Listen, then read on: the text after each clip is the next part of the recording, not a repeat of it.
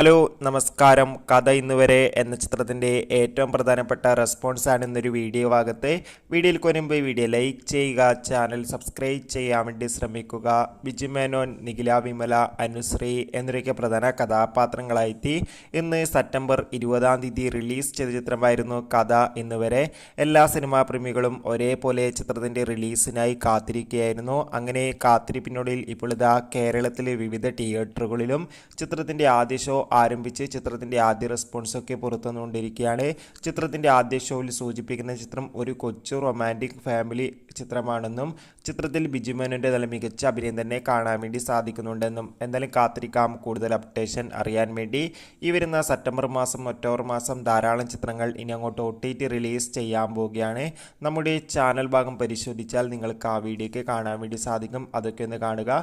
കൂടുതൽ സിനിമാ വാർത്തകൾക്കായി നമ്മുടെ ചാനൽ ഇപ്പോൾ തന്നെ സബ്സ്ക്രൈബ് ചെയ്യുക.